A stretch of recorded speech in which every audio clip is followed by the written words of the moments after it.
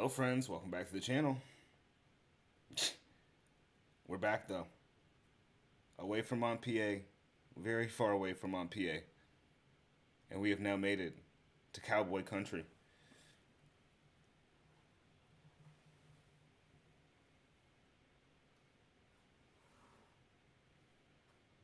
It is round one of the Dallas Open. ATP Dallas. Let's get it. Welcome back to the channel, you guys. As you know, I'm Big Gator, covering tennis.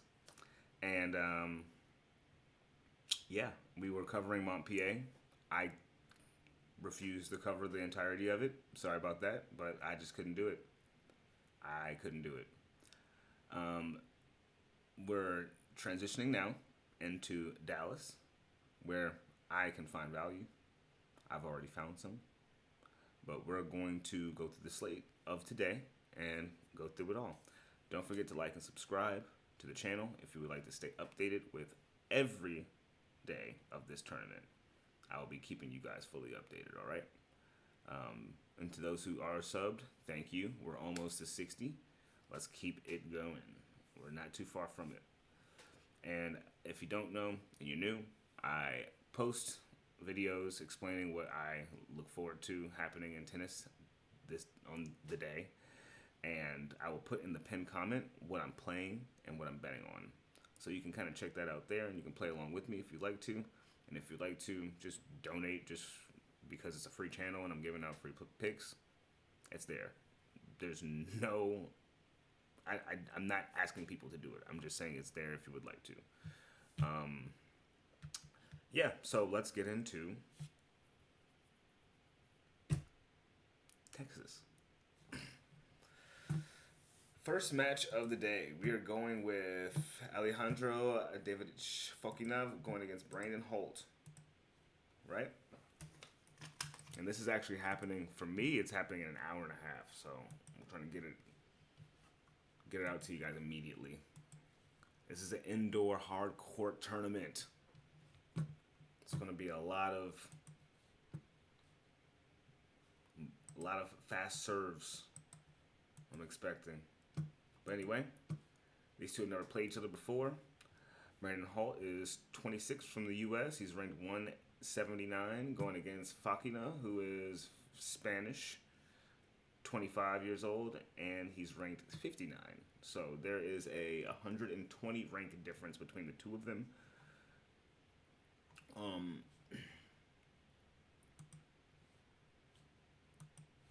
But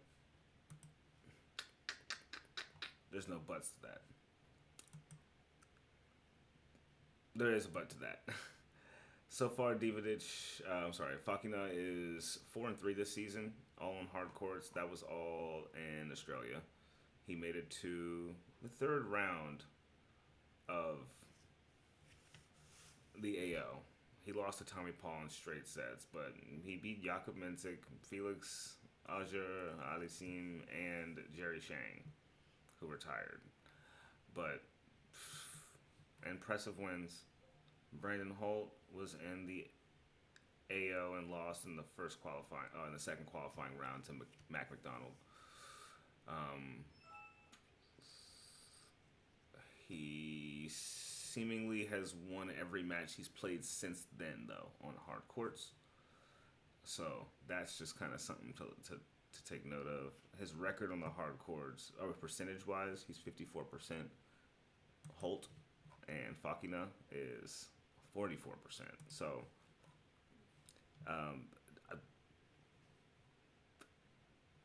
I'm not being American biased here, but Brandon Holt will probably get a set. I don't. Let me see.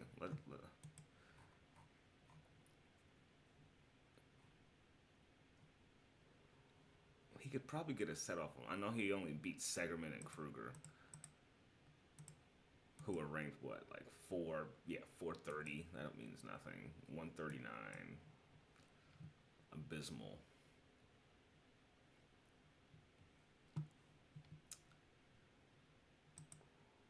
He beat Coleman Wong. Coleman Wong's 160. Yeah, they're all in the same. Yeah. The people that Fakina is beating are in the top 50 or better. So maybe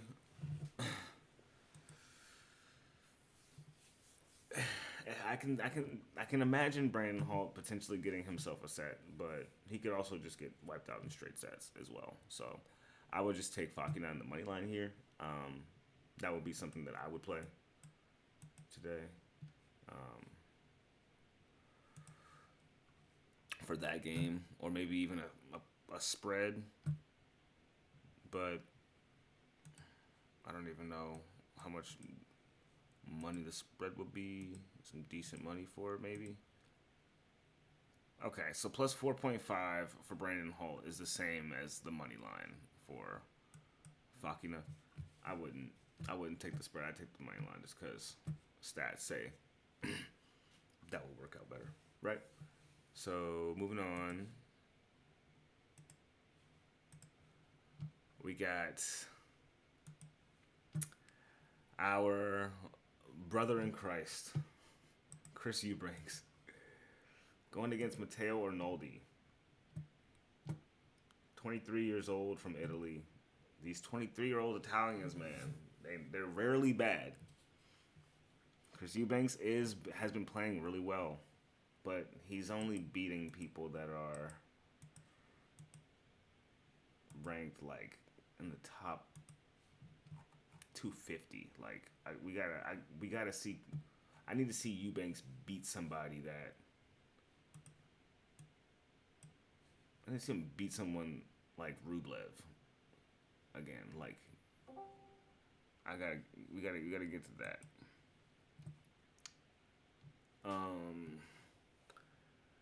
Lerner Tien, he beat. That's like the only top 100 player I think he's beaten. He's lost to ranked 400 players. So I mean, and then we have Arnaldi, who's lost to Mazzetti. Lorenzo Mazzetti, he's in the top 20. Riley Opelka was playing like a top 20 player. Alexei Popperin, he lost to Holger Rune. He lost to David Goffin, but that was back in October, so that was a while ago. He has only won 2 matches since September, though, which is a little bit concerning for Arnaldi. I may be a fan of this one and watch this one, or I might take Chris Eubanks for a set. Because I love Chris Eubanks. We root for Chris Eubanks over here. And he's playing well. I mean, like, he honestly, if anyone watched the match between him and Rublev, if you have access to seeing it again or just looking at the clips, there were so many errors on the net that were just like coincidental, like really weird ones. He lost like 2 games to that. One of them was a service game. He like got broken off of like the net errors. So I think because of that like felt, I don't know. He looked like he looked like it was like he was playing cursed, and he knew it and was like, you know what, I ain't gonna keep doing this. That's how it looked. But Rublev was there to play. He turned up. He got his win. We love that for him, honestly.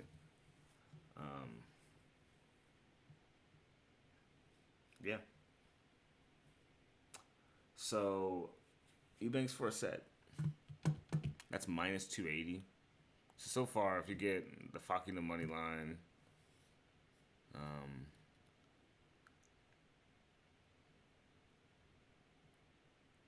and Eubanks for a set, you're at minus 114. So you're not at a decent amount just yet. But this isn't going to be a parlay piece. I think I'm just going to be looking for the best value, like nice single plays for the day. So next we have Rinky Hijikata versus Adrian Manarino, who's been playing pretty bad recently. Rinky hasn't been great either. So I don't love this match, honestly. But I'm rooting for Rinky. So I get him for a set.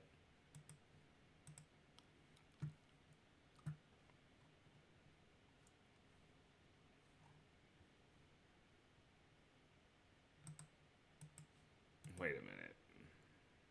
Rinky, what are you ranked? Okay, you're top 75. Yeah, Rinky top 75. This would be an easy win for him. He should be able to win this.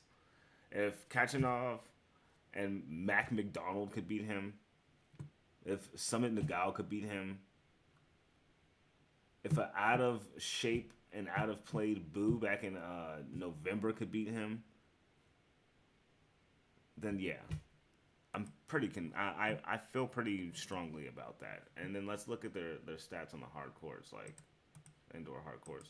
Manarino is 0-2 so far this season, but he was 8-6 the season before, 15-4 the season before that, 2023. Rinky did not play any matches so far this year on the indoors, but he went 1-1 last season and then 0-2 the season before that in 2023. So the only thing to really kind of base it off of is his outdoor court stat, which is better than Adrian's as well. He's got a 5% higher win percentage as well over Adrian. So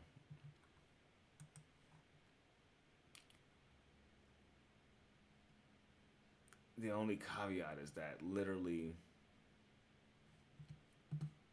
what was it? 2 days ago, two days from now, it would be a year since Manarino was ranked 17th. He's ranked 107. They threw a 0 in between his rank. I don't know how you jump that far in a year unless you're injured. But he played a fuck ton of tennis and was just fucking losing. He was just fucking losing. That's a lot of losses. I think Rinky gets the win here. I really do. I really do. I'll keep it simple as that. No need to go any deeper on that one. The match of the day, though, something I've been looking forward to. Something to see. Big foe in the building. Francis Tiafoe going against Taro Daniel. Yes, sir. In Texas. It's time to get her done. Yes, sir. Tiafoe already beat him before in 2022. Straight set, 7-5, 6-4.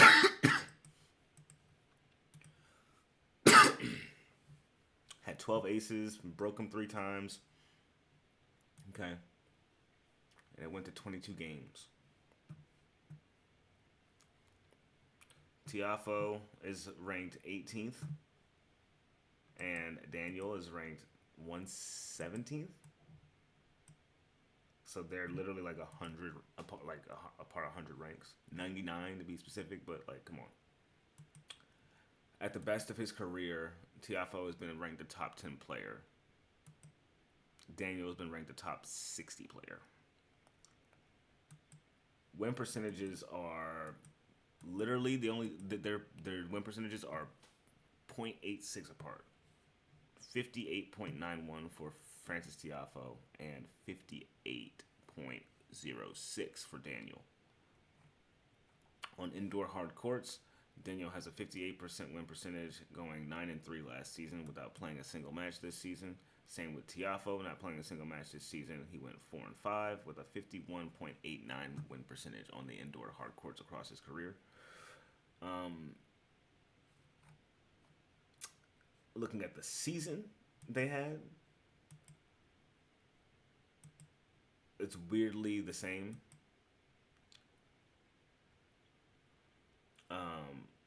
Tiafoe wins this match, though. Looking at, let's see who Daniel's been losing to. He lost to School Kate in the first round. Okay, yeah, what? Tristan School Kate lost a set to him, but... And then Marzan, that was a fair matchup. Fabio Marzan is ranked what? Like 57? That was decently fair. He lost a Pericard. That was a close. I think those two are pretty equal in how they play. I just think when one's tapped in, the other one. I think Tiafo, when he's tapped in and playing really well, he's like super tapped in, and he plays really well. But he plays it really well at a level that's like, is this just like you ever play like NBA Street? Like he has like the game breaker or something like that. It's like he has a game breaker and it goes on for like a whole set, or like half of a set, like, and then he'll lose a little bit of it and then gain some traction. But he'll go against hard people and still have a pretty tough wall to go back against. So I do like the fact that he does not lose easily, and Taro Daniels kind of does. So I'm looking at the straight sets and I'm like, how many straight sets has he lost in? He's lost in straight sets in 4 out of his last 4 matches in a row. The last person he beat was ranked, speaking for Daniel, was ranked 146. So, yeah, Tiafo in straight sets should be definitely the move. It's minus 170. Now that's some decent money for you. All right. And then we have, last but not least for today, Ethan Quinn and Trevor Svajda. We've covered Ethan Quinn on here a few times. We like Ethan Quinn. The lad's definitely been climbing. And 20 years old American going against an 18-year-old American. Oh, this will be I'm going to watch this. Yeah. Little American face-off. Both these youngsters can't even drink yet. Come on. What the fuck going on? Alright, so Svajda has got a 62 win percentage on the hard course. It's 12-5. 1-3 on indoors, though. Ethan Quinn is 2-1 so far this year. It was 13-8. Ethan Quinn in straight sets. That's it. That's all you need. So, I honestly,